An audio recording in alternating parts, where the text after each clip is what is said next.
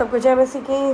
प्रभु का धन्यवाद करते हैं, एक और सुंदर मौका परमेश्वर ने दिया आप लोगों के बीच में वचन की सेवा को लेकर आने के लिए। उस पिता का सच में मैं कोटि कोटि धन्यवाद करती हूँ। और आज जो शैतान जो क्या करता है हमारे जीवनों में, जो एक बहुत बड़ी प्रॉब्लम्स को लेकर आता है, एक दोष भावनाओं को लेकर आता है कि अब हमसे गलती हो गई है, अब हम कैसे परमेश्वर के नज़दीकी में जाएँ, हम तो दूर हो जाएंगे, ये हो जाएंगे।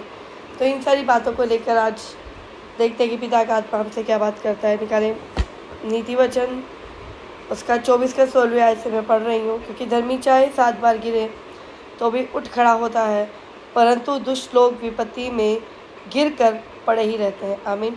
यह क्या लिखा? क्योंकि धर्मी चाहे 7 बार गिरे तो भी उठ खड़ा होता है।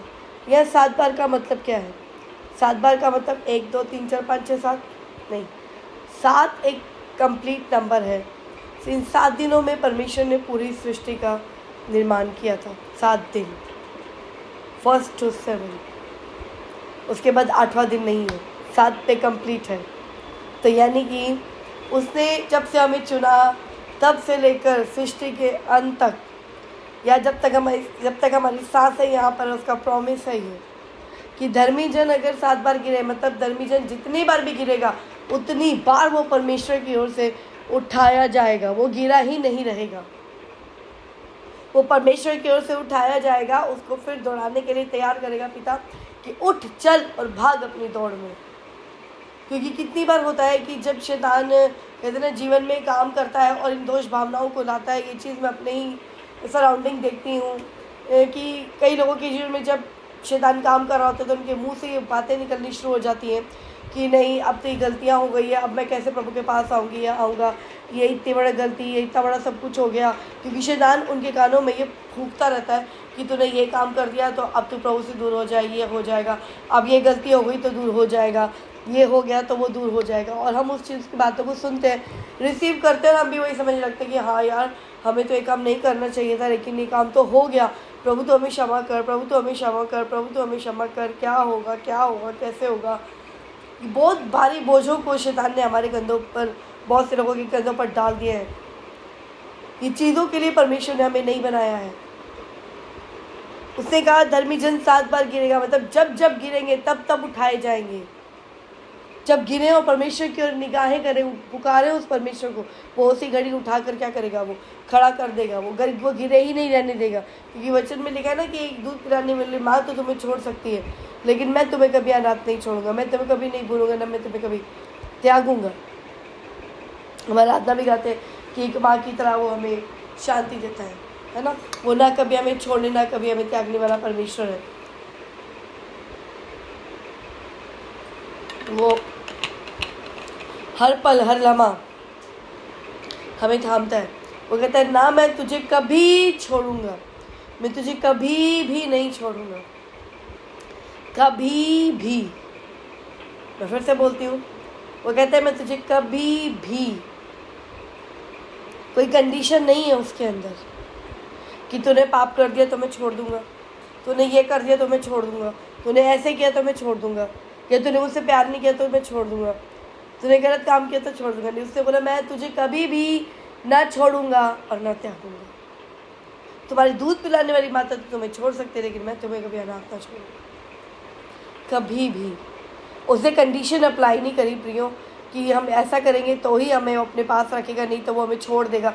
जो शैतान एक सबसे बड़ी भ्रांति जो हमारे दिमाग में अंदर डाल के रखी है कि ये गलत काम हो गया तो अब प्रभु से हम दूर हो गए, प्रभु हमें छोड़ देंगे। ये गलत फहमी मेरे अंदर भी रहती थी। क्योंकि कहते हैं ना, स्टार्टिंग में हर एक इंसान जब बढ़ता है बहुत सी बातों को परमेश्वर सिखाता है, पैदा होते कोई एकदम परफेक्ट नहीं होता, धीरे धीरे चाल में इंसान समझता है। और मेरे दिमाग में भी बातें रहती थी कि प्रभु मुझसे कुछ ऐसा काम ना हो जाए जो कि मैं गलत कर दूँ। हर समय मेरे अंदर एक खौफ रहा करता था इस बात को। हर समय मैं यही प्रार्थना करती थी कि प्रभु कहीं मुझसे गलत काम ना हो जाए, कहीं मुझसे गलत काम ना हो जाए कि मैं आपसे दूर हो जाऊँ, मैं आपसे दूर हो जाऊँ। क्योंकि वचन तो हम पढ़ते हैं, लेकिन वचन के मीनिंग के उस प्रकाशन को कहते हैं ना, हम पा नहीं पाते, इसलिए वचन के ऊपरी तह तक हम लोग रह जाते हैं। लेकिन अपने समय पर परमेश्वर उस प्रकाशन को खोलता है और वो बातें समझ में आने लगती हैं। यहाँ लिखा कि कभी भी नहीं छोड़ेगा वो, कुछ भी कर ले। जब अब उसकी संतान बन गए, उसने हमें चुना है, हमने उसे नहीं चुना। है ना। यूहन्ना 15:16 में क्या लिखा है, एक बार पढ़ते हैं, निकालेंगे ज़रा। यूहन्ना 15:16 उसमें क्या लिखा है कि यीशु ने हमें किस लिए चुना। लिखा है, तुमने मुझे नहीं चुना परंतु मैंने तुम्हें चुना है और तुम्हें नियुक्त किया है कि तुम जाकर फल लाओ और तुम्हारा फल बना रहे, कि तुम मेरे नाम से जो कुछ पिता से मांगो वो तुम्हें दे। उसने आपको और मुझे चुना है बड़े किसी मकसद के साथ। इसे नहीं चुना कि कोई गलती करे, कोई कुछ हो तो उठा के वो पार फेंक दे, नहीं जी अब तू मेरा बेटा नहीं है, तू मेरी बेटी नहीं है, तूने गलत काम कर दिया। नहीं, कोई माँ बाप अपने बच्चों के गलत काम करने पर गुस्सा ज़रूर करता है, ताड़ना ज़रूर देता है, लेकिन कभी नहीं बोलता कि तू मेरा बेटा या बेटी नहीं है, तू घर से निकल जा, तू मेरे यहाँ से निकल जा, अब तू फिर कभी वापस नहीं आना। नहीं, धरती के तो फिर भी बोल देंगे, लेकिन वो स्वर्गीय पिता कभी ऐसा बोलता नहीं है। और यहाँ पर भी क्या बोला कि तुमने मुझे नहीं चुना परंतु मैंने तुम्हें चुना है। हमने परमेश्वर को नहीं चुना, उसने हमें चुना है। उसने आपको और मुझे चुना है। हम चुनते किसको है? अगर मान लो हम चावल चुन रहे हैं, कोई सब्जियों में जैसे कीड़ा वगैरह होता है निकालते हैं, तो हम अच्छी चीज़ों को चुनते हैं या खराब चीज़ों को चुनते हैं? अच्छी चीज़ों को अलग किया जाता है, खराब चीज़ों को फेंक दिया जाता है। तो परमेश्वर ने इस पूरे संसार में से सबको नहीं चुना, आपको और मुझे चुना है।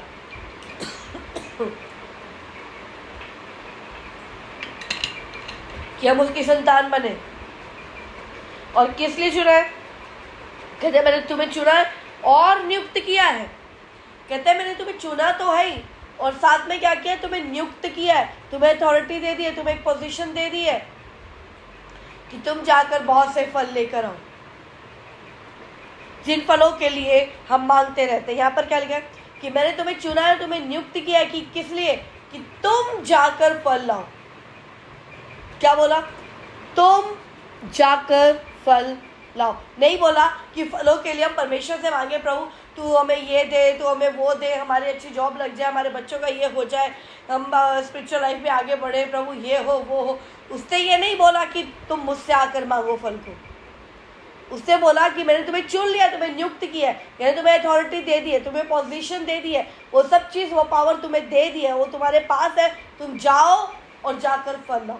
तुम जाओ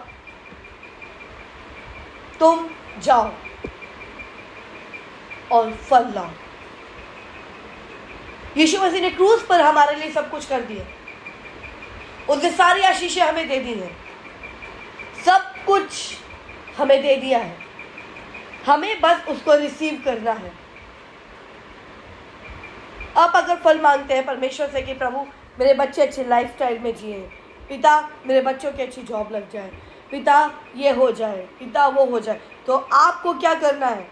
आपको सिर्फ उसके क्रूसिफिकेशन पर विश्वास करना है और आपको उन आशीषों को रिसीव करना है जिन आशीषों को शैतान ने आपसे छीन के रखा हुआ है।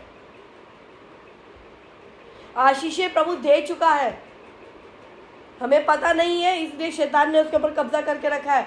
इसलिए बोलता है कि जाओ और जाकर फल लाओ, लड़ो शैतान से। अगर बीमारी तुम्हारे पर कब्जा करके बैठी है, प्रभु चंगाई दे चुका है क्रूस के ऊपर 2000 साल पहले ही। वो चंगाई का फल तुम्हारे लिए दिया जा चुका है। लो शैतान से, जाओ और लड़ो, उसको बोलो जैसे यीशु लड़ा कि लिखा है वचन में, यशायाह 53:5 में, उसके कोड़े खाने से हम चंगे हो चुके हैं। जब उसने मेरे लिए कोड़ा खा लिया है तो कोई बीमारी मेरे पास नहीं है। क्लेम करो। लिखा है ना कि तुम शैतान का सामना करोगे तो वो तुमसे हार जाएगा। आपको क्या करना है? वचनों को क्लेम करना है जैसे यीशु ने किया। शैतान क्या कि वो झुका नहीं, उसने बोला लिखा है, तो यीशु ने बोला लिखा है। कोई बीमारी आपके साथ है, शैतान ने उसके ऊपर हाथ डाल के रखा है, चंगाई परमेश्वर 2000 साल पहले दे चुका है। अगर आप बहुत समय से गरीबी में जूझ रहे हैं, उस समृद्धि को परमेश्वर 2000 साल पहले ही क्रूस पर दे चुका है। लो उससे, बोलो भजन संहिता 23 में लिखा है कि यह मेरा चरवाहा है, मुझे कुछ घटी ना होगी। वो कहता है कि तुम जाओ, तुम जाकर फल लाओ, तुम्हें लाना है। आप यीशु ने अपने काम पूरा कर दिया। यीशु अब हमारे लिए कुछ नहीं करेगा, वो सब कुछ कर चुका है, उसके आगे मांगने की जरूरत ही नहीं है। जो चीज़ वो पहले दे चुका है तो वो कितनी बार देगा। अब हमें ज़रूरत है उसको लेने की, उस शैतान से अपनी आशीषों को खींचने की जिसके ऊपर उसने हमारे ही कमी के कारण हाथ लगा के रखा है। क्योंकि हमें पता ही नहीं है कि यीशु ने हमारे लिए क्रूस पर क्या क्या कर दिया, उसने सब चीज़ें हमें दे दी है। जब चीज़ हमें दे दी है फिर भी हम उससे प्रार्थना में मांग रहे होते हैं कि प्रभु ये हो जाए, प्रभु हो जाए। वो कहता है सब कुछ डन है तुम्हारे लिए, डन, कंप्लीट है, लो और जाओ फल लाओ, और तुम्हारे फल बना रहे हैं। और क्या लिखा, और तुम्हारा फल जो है वो बना रहे, यानी कि जो फल आपके, अगर आप चंगाई वचन के थ्रू जब आप शैतान से लेकर आते हैं, कि लिखा है कि मेरे को पिता के कोड़े खाने से, प्रभु के कोड़े खाने में चंगी हो चुकी, मैं चंगा हो चुका हूँ। और जब आप बोलते रहेंगे, जब वो चंगाई आपके जीवन में आएगी फिर वो चंगाई परमानेंट रहेगी आपकी। यीशु ने कहा कि जाओ अपना फल लाओ और वो फल तुम में बना रहे। इसलिए मैंने तुम्हें चुना है कि तुम बीमारियों के लिए नहीं हो, तुम कर्जों के लिए नहीं हो, तुम किसी तंगहाली के लिए नहीं हो, तुम्हें समृद्धि के लिए मैंने चुन लिया है, तुम्हें अपनी संतान होने के लिए मैंने चुन लिया है कि तुम जाओ और फल लेकर आओ और वो फल तुम में बना रहे। वो फल हमारे लिए दिए जा चुके हैं, हमें उसको लेना है। और वो कहता है जो चीज़, अगर आप गरीबी में, गरीबी के लिए आप प्रार्थना करें, कर्जे के लिए प्रार्थना करें, किसी चीज़ के लिए प्रार्थना करें, वचनों को क्लेम करें उन चीज़ों के लिए। और जब आप क्लेम कर रहे हैं एकदम से, कई बार पता नहीं चलता, एकदम से कुछ आउटपुट नहीं आता है, उसके लिए हमें धीरज धरना पड़ता है, धीरज धरना पड़ता है। परमेश्वर के एक दास ने अपनी गवाही में बता रहे थे वो कि उनके जीवन में इतना लैप्स आया, इतनी घटी आई कि वो मतलब तंगहाली के जीवन में बहुत क्रिटिकल कंडीशन का सामना उनको करना पड़ा। वो किसी इंसान के पास नहीं गए, किसी के पास नहीं गए। उन्होंने उस वचन को जब पढ़ा इफिसियों 1:3 को, जहाँ पर लिखा है कि अब हमारे यीशु के परमेश्वर पिता का धन्यवाद हो कि उसने अब हमें यीशु मसीह में स्वर्गीय स्थानों में सब प्रकार की आत्मिक आशीषें दी है, उसने हमें दी है, दे दी है। उस वचन को उन्होंने लिया और कंटिन्यूसली 1 महीना, 2 महीना, 3 महीने, 4 महीने बोलते गए। कहते एक समय आया कि परमेश्वर ने मुझे ऐसा उठाया कि मुझे वापस ही कभी देखना नहीं पड़ा। 10-12 साल हो गए कि कभी कहते किसको है, क्योंकि जो परमेश्वर ने जिस चीज़ के लिए हमें चुना कि हम फल लाएं। और लोग मेहनत कर के भी कमाते हैं तो पर भी उनके पास बचता नहीं है, उनके पास जीवन में सुख और शांति नहीं है। उस फल के आनंद को भोग नहीं रहे हैं। वो कमाते तो है लेकिन अपने लिए इस्तेमाल नहीं कर पाते हैं। कमाएंगे लेकिन घर में बीमारियां इतनी है कि खा नहीं पाएंगे, उन चीज़ों को खा नहीं पाते हैं, सिसक कर रह जाते हैं। उस कमाई का भी क्या फ़ायदा जो हम फिर अपनी इच्छा और अपनी मर्जी को पूरा भी ना कर पाए तो, है ना। तो यीशु ने आपको मुझे चुना किसके लिए, कि हम बहुत सा फल लेकर आए, हम अपने जीवन में आनंदित जीवन जिए। फलों के लिए उसने हमें चुना है, अच्छे फलों के लिए चुना है, सूखे सड़े हुए फल नहीं जो फेंकने लायक होते हैं। और बोला कि तुम्हारे फल बने रहे, तुम्हारा फल बना रहे, वो निरंतर बना रहे, वो फिर कभी सूखने वाला या खराब होने वाला ना हो। उसने हमें चुना। इसे बोला कि धर्मी जन जो है 7 बार भी गिरेगा तो भी वो क्या करेगा, वो उठा लिया जाएगा, वो गिरा ही नहीं रहेगा। दुष्ट एक बार गिरेगा तो गिर के खत्म है,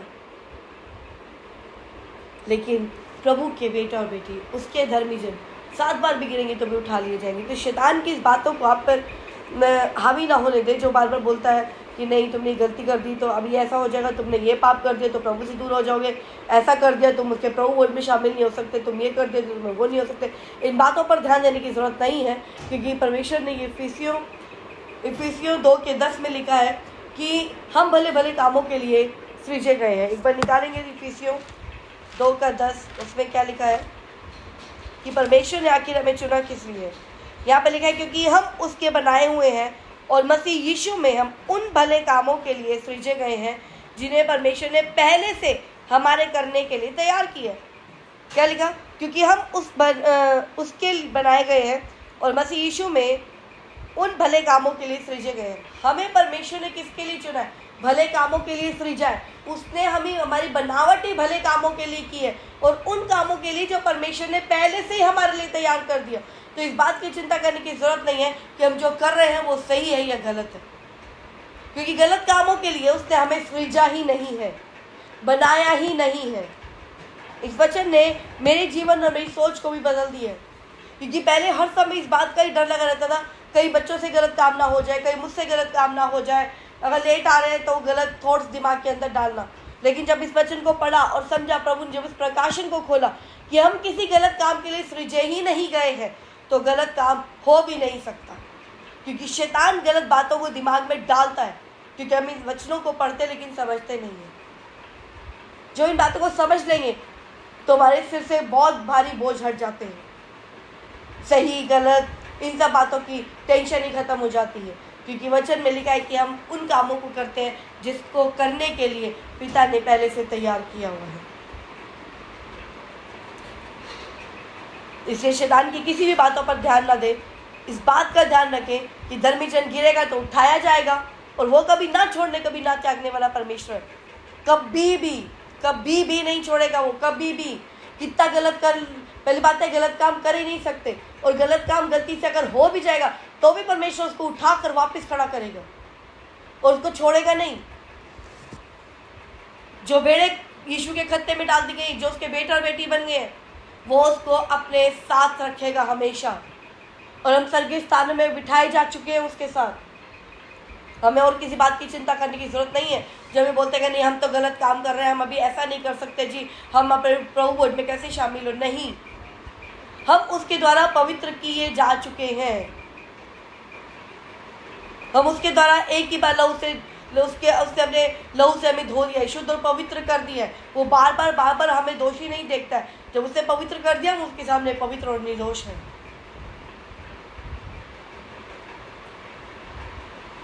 तो इन बोझों के साथ ना रहे, प्रभु में उन चीज़ों को समझे कि प्रभु में हम कौन हैं, और शैतान के दबाव में ना आकर उसको वचनों को क्लेम करे बार बार कि शैतान तो सुन वचन में लिखा है, अब मैं तेरे झांसे में नहीं आने वाला कि मेरा कुछ बुरा होगा या प्रभु मुझे छोड़ देंगे, मैं कहाँ जाऊँगी, मैं कहाँ नहीं जाऊँगी। हम उसके बेटा बेटी हैं, अपने पिता के घर ही जाएंगे, और उसने हमें हर एक गलतियों से हर एक चीज़ों से आज़ाद किया है। देखिए वजह से 107 के 2 में यही लिखा है कि यहोवा के छुड़ाए हुए ऐसा ही कहे कि उसने हमें लहू का दाम देकर शत्रुओं से छुड़ा लिया है, कि उसने आपको और मुझे यीशु के लहू के द्वारा शत्रुओं के हाथ से छुड़ा लिया मोल लेकर।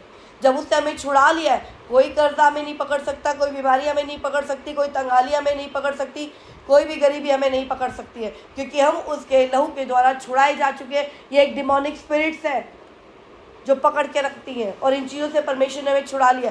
तो कोई तंगाली हमारे लिए नहीं है, कोई कटौती हमारे लिए नहीं है। हम समृद्धि में हैं, परमेश्वर के आशीषों में है, आशीषित जीवन हम लोग जी रहे हैं। अपने मुंह के वर्ड्स को ठीक करें, ये कहना बंद करें कि क्या होगा, पैसों को इकट्ठा कर लो, ना जाने कल क्या होगा। जब शैतान आपके दिमाग में ये बोले कि ना जाने क्या होगा, तब बोले हमें पता है हमारे आने वाले कल में क्या होगा, क्योंकि अब्राहम की आशीषों के हम वारिस हैं, और अब्राहम को परमेश्वर ने प्रतिज्ञा दी है तेरे वंश में राजा ही उत्पन्न होंगे। जब राजा ही उत्पन्न होंगे, कोई गरीबी हमारे लिए है ही नहीं, कोई तंगाली हमारे लिए नहीं है। कैंसिल करें उन वर्ड्स को जो बोले जाते हैं आपके अगेंस्ट या आपके सामने बोले जाते हैं कि सब कुछ खत्म हो गया, जब सब कुछ जोड़ लो, सब कुछ जोड़ के रखो। नहीं, जोड़ हम अपने आप से कुछ नहीं सकते, परमेश्वर जोड़ने वाला है, और वो हमारे लिए दी बेस्ट कर रहा है। उसने तुम्हारी पीढ़ियों तक को आशीष दे दी कि तुम्हारी पीढ़ी में राजा ही उत्पन्न होंगे, और तुम्हारे वंश के द्वारा बहुत सी जातियाँ धन्य कहलाई जाएंगी। धन्य किसके द्वारा कहलाई जाती हैं? जब हमारे वंश के पास, हमारे लोगों के पास, हमारे बच्चों के पास इतना पैसा होगा, इतनी धन दौलत होगी कि वे लोगों के लिए आशीष का कारण बनेंगे, या आत्मिक आशीष इतने होंगी कि लोगों के लिए वो आशीष का कारण बनेंगे। ये आशीषें अब्राहम की आशीषों को में हमें ऐड ऑन करती हैं। जब हम परमेश्वर के ऊपर विश्वास करते हैं कि संतान जब हम बन चुके हैं, उसके राज्य में आ चुके हैं हम लोग, तो इस प्रतिज्ञाओं के वारिस भी हैं हम लोग। विश्वास करें, उन प्रतिज्ञाओं को अपने जीवन में पूरा होते हुए देखें। कल की चिंता में अपने आज को ना खोएं। पैसों को बचाने की चिंता ना करें, वो परमेश्वर का काम है। उसे बोला धनी होने के लिए परिश्रम ना कर, हमें मेहनत करनी है इस वचन के अंदर। प्रभु को जानने के अंदर, है ना। जो इतनी धक्कम पेन और ये सब चीज़ें, ज़्यादा फोकस उस पर करने की ज़रूरत नहीं है। परमेश्वर हमें संभालने वाला परमेश्वर, और अच्छी रीति से हमें संभालता है। जो हम नहीं कर सकते, हम कभी सोच भी नहीं सकते कि कहते ना कि बच्चों के लिए हम क्या कर सकते हैं। या अगर मैं बात करूं कि मैं जब अपने पिछले जीवन को देखती हूँ, अगर सोचती हूँ कि प्रभु ने अगर चुना नहीं होता तो आज जीवन कितना करप्ट था। आज जिस खुशहालियों में, जिन फैसिलिटीज़ में हम लोग रहते हैं, वो पॉसिबल ही नहीं थी हमारे जीवन में, क्योंकि हर समय दवाइयों के ढेर हमारे पास लगे रहते थे। एक डॉक्टर के पास आ रहा है, दूसरा डॉक्टर के पास जा रहा है, दूसरा आ रहा है तो तीसरा जा रहा है। इसी में ही ज़िंदगी निकल रही थी। वो यीशु आया जीवन में, वो प्रभु आए तो हमारे जीवन का तख्ता पलट दिया, दवाइयों से आज़ादी दे दी, हर एक चीज़ों से छुटकारे को दे दिया। जब उसके बहते लहू के ऊपर विश्वास किया, जब उसने तब से लेकर अब तक संभाला है, तो आगे क्यों करना संभालेगा, वो आगे भी संभालेगा। और वो संभाल चुका है। हमारे सोचने से बेहतर वो हमारे जीवन में काम करने वाला परमेश्वर है। जरूरत है उसके ऊपर विश्वास करने की। विश्वास रखें और आशीषों को पाए। सिंपल सी बात, सिंपल सा फंडा, कुछ तिगड़मबाजी नहीं करनी। हमें अपने पिता की कई भी बातों पर विश्वास करना है, उसके क्रूस पर बलिदान, उसके क्रूस के बलिदान पर विश्वास करना है कि वो हमारे लिए मारा गया, गाड़ा गया, मृतकों में से तीसरे दिन वो जी उठा है, वो जी उठा है ना। तो प्रभु इस वचन के द्वारा आपको बहुत ऐसे आशीष दे, ब्लेस करें। शैतान की बातों में आने की जरूरत नहीं है। प्रभु के वचनों पर विश्वास करें, क्लेम करें और फल लाएं। बहुत से फल लाने के लिए परमेश्वर ने हमें चुना है। किसी परेशानी में, डिप्रेशन में रहने के लिए हमें नहीं चुना है ना। प्रभु इस वचन की तरह आपको बहुत ऐसे आशीष दे, ब्लेस करे। सब कुछ जय मसीह।